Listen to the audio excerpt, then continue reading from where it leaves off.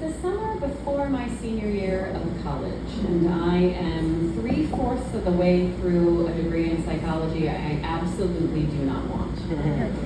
And I am staring down the barrel of the last year of this degree I do not want, the 300 and 400 level classes that there's no way I can get through. And the rest of my days, when I'm not in these classes I hate, I am doing what I'm absolutely passionate about. I am auditioning for and performing in local theater. I'm taking voice lessons. I'm taking dance classes.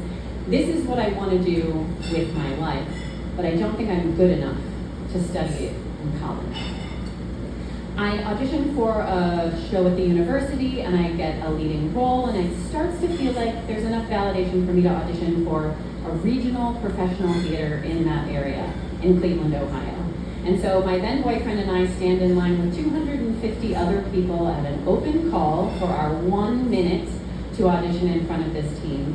And this is a theater that goes to New York to audition most of their people. They only cast a handful of local people. So out of those 250 people who auditioned, they cast 8. And my boyfriend and I were 2 of them. That felt like a pretty good validation. And so then I'm learning a show, it was Jesus Christ Superstar, so I'm learning this show in 7 days. I'm performing this show 8 days a week for 7 weeks. In the middle of that, they audition their next show, and I feel just a little bit bolstered to audition for that. And I get cast in Crazy for You, which is the next show. So I'm finishing the run of Jesus Christ Superstar, performing 8 shows a week, and in the meantime, from 7 a.m. to 6 p.m., I'm learning Crazy for You while performing Jesus Christ Superstar at night. I close Jesus Christ Superstar that weekend, and we get pregnant. Which is not exactly how I thought that was going to go. The plan was when I finished Crazy for You, my boyfriend and I were going to move to New York. Forget about the last year of college. Let's just go and do it. Let's take a chance. We had enough confidence and enough bravado and maybe enough stupidity to give it a try. So I decided to accept the invitation into parenthood instead. And I should mention at this moment that I had a massive amount of privilege in my parents, who were both financially and emotionally supportive enough to help me have that baby. And the next 15 years went by pretty quickly. Another baby, a marriage, another baby, another baby. And my life was full. I found a passion in childbirth. I decided to become a birth doula and a midwife's assistant, and I spent 15 years attending probably 200 births. My life was very full and very exciting.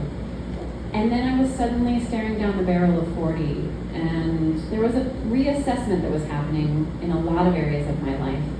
My oldest kid, the one who did 3 months of Crazy for You in utero, figured out he really liked music too and was drumming in school. My next 2 kids, who were both assigned female at birth, were auditioning for plays and musicals and show choir, and they were performing too. My youngest was playing the alto saxophone in the school band, and it started to feel like we had a little Von Trapp family singer thing happening, and I wanted to be a part of it.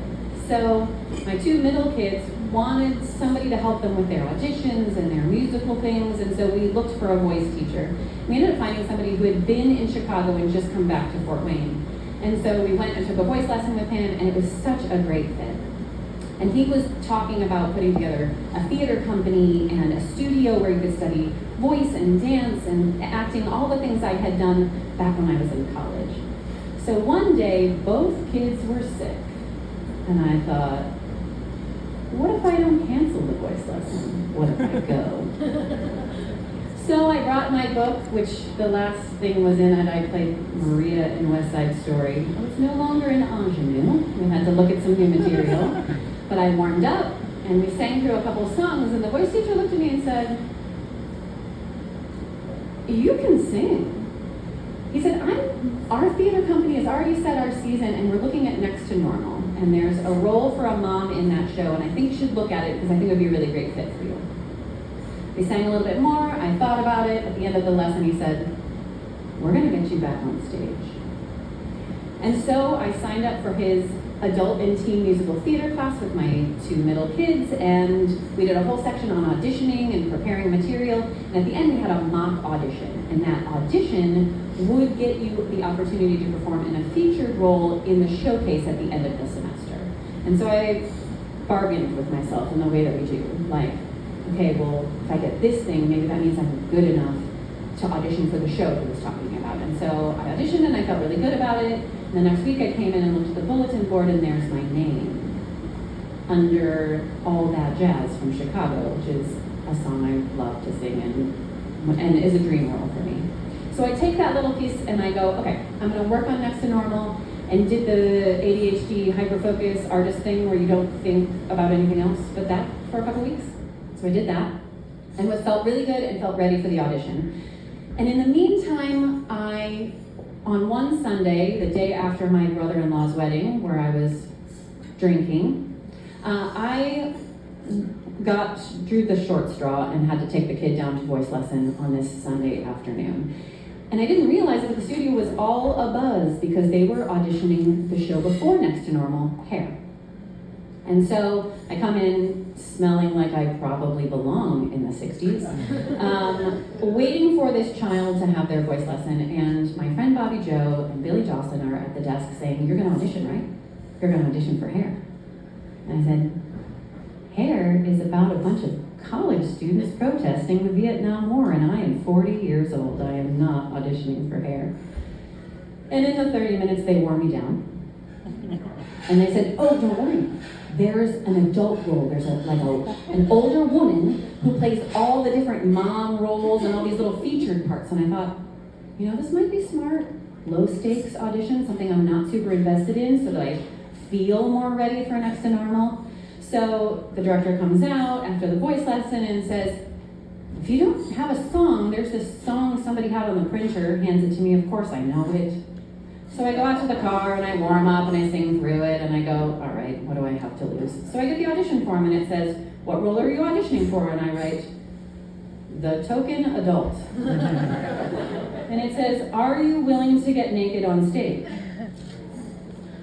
For those of you who don't know, at the end of Hair, the Act 1 finale, everyone takes off their clothes in a protest of the Vietnam War.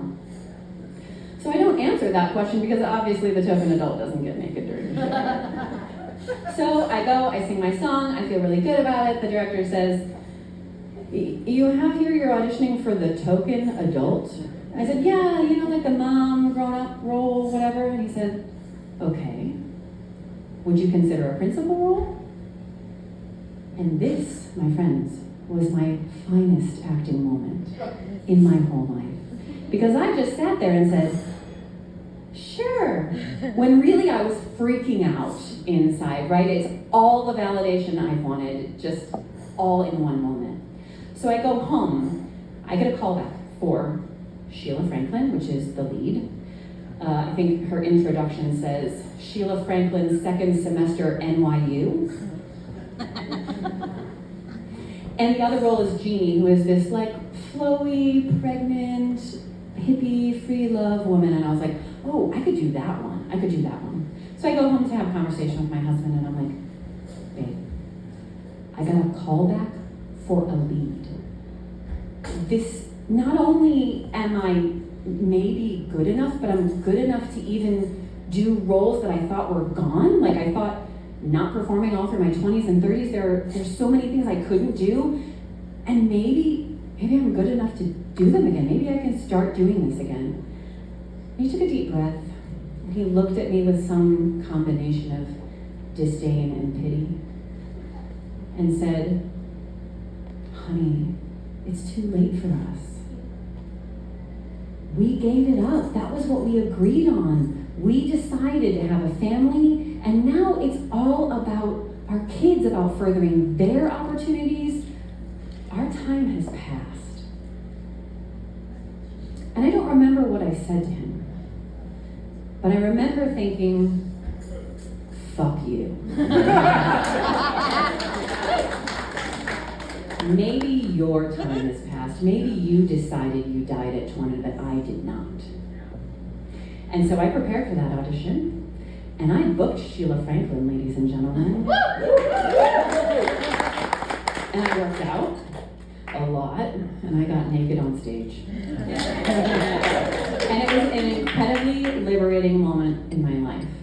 And in the 8 years since I've performed in 15 different plays and musicals, this spring I took my first college class. I took an acting class, and Liv saw me there. I took an acting class, and I am working towards those last 29 credits to complete my bachelor's. I took the confidence, a recurring theme, I took the confidence from that class to regional auditions in the spring, and I booked Morticia Addams at a regional theater in Columbus, Ohio, where I performed in August. And I have a few takeaways. The first is my daughter, Parker, who was the production assistant on Hair, who also auditioned for Next to Normal, and we got to play mother and daughter in that show. She decided from those experiences that she wanted to pursue a degree in theater, and she has a BFA in acting from Ball State. She wrote a 70-minute self-revelatory solo show and performed it as her capstone for college. Number two, that baby in utero, who is genetically composed of Gershwin music from Crazy for You, is now a jazz musician. When I got cast in Hair, I said, oh, by the way, I've got a kid who's a drummer. And they said, we'll take him. And after he played Hair on stage and got the paycheck and realized you can get paid for music, and compared that to his current job at the time, he decided he wanted to pursue music as well. So he also has a degree in music from MTSU in Nashville, and he is a working jazz musician. His primary gig is playing the oldest burlesque house in Nashville. And I would like to take partial credit for that, because I think if you can play drums while your mom is naked on stage, you can manage nearly any distraction. And finally, it took me 4 years and a pandemic to leave him. But when I finally did, I realized I was good enough. I realized I had everything I needed to leave. And not only that, I had practiced with the distance of a character a lot of the skills I needed to heal. I figured out how to manage my abuser by doing it in Fun Home. I learned how to apologize to my children for failing them. I learned how to grieve a marriage I needed to leave by doing Next to Normal. And in addition to my children, my parents, and some really great best friends, my theater people were the people who held me up during my separation and divorce. They are the people who went to dinner with me and went to shows with me so I didn't have to be alone when I wasn't ready to. So, don't take my word for it. Find out for yourself. Follow your dreams. It's never too late.